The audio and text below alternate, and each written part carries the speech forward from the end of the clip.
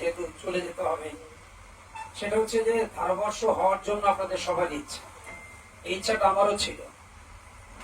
তো আমি যেভাবে উঠে আসছি, বাংলাদেশের কোন ধারাবর্ষকের এত কষ্ট করে উঠে আসে না। আমি এখনো কষ্ট করি, অনেক ঘাত প্রতিঘাত, বিশেষ করে আমার শুরু থেকে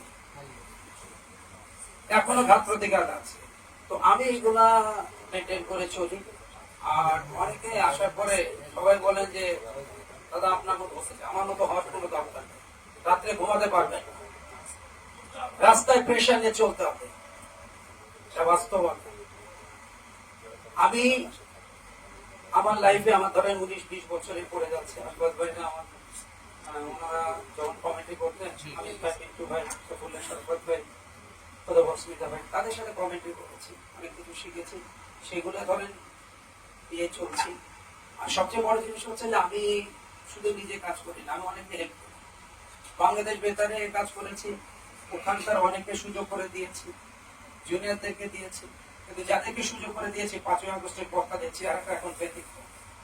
ফেসবুকে আপনারা যা লিখলেন আমাকে নিয়ে, এগুলো ঠিক না। আমি কিন্তু কখনো ওগুলো মনে করি না। আমার কাজ হচ্ছে, আমার বাবা আমাকে একটা কথা শিখেছে, যে উপকার তোমাকে করবে তাকে সারা জীবন মনে রাখবে। আমি ওই কাজটা করি। আর তোমাকে যদি কেউ বুকে ছুরি মারে, তার সাথে তুমি কোলাকুলি করবে, আমি সেই কাজটা করে যাচ্ছি। আশা করি আমার কথাগুলো বুঝতে পেরেছেন। আর আপনাদের কারো যদি কোনো, আমি ছোট মানুষ, যদি আমার কাছে কোনো শেখার ইচ্ছা থাকে যোগাযোগ করবো, অনেকে করেন। আর আপনাদেরকে সুযোগ করে দেই বিধায় আমি আজকে অনেকের কাছে কিন্তু বলার টাকা, কোনো সমস্যা নেই। আপনাদেরকে পথ দেখাই দিলে তো আমার কোনো ক্ষতি নেই। এই যে আজকে আমি এখন যাচ্ছি এই মুন্সিগঞ্জে একটা ফাইনাল ক্লাস দেখি, ল্যাবরেটরিজ লিমিটেডের এমডি সাহেবের বাবা না, আমি তো ওনাদের সাথে আমার কোনো পরিচয় ছিল, ওনারাই আমাকে খুঁজে নিয়েছে। আপনার যোগ্যতা থাকলে আপনাকে খুঁজে নেবেন। বাট একটা জিনিস, বিনা দাওয়াতে কেউ কমেন্ট্রি করতে যাবেন না, তাহলে কিন্তু ইজ্জত থাকবে না। আপনার ইজ্জত না থাকলে আমার ইজ্জত থাকবে।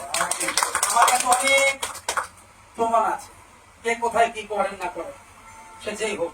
আরেকটা ছোট্ট কথা বলি, সেটা হচ্ছে গুরুজনদেরকে মেনে চলবেন,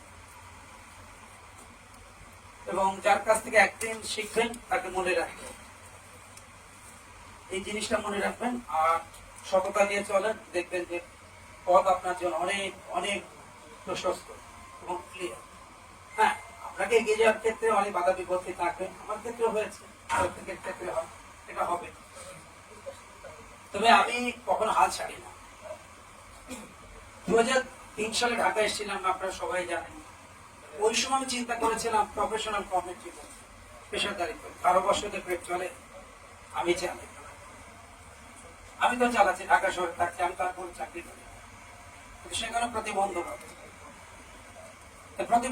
দিয়ে লাভ কি?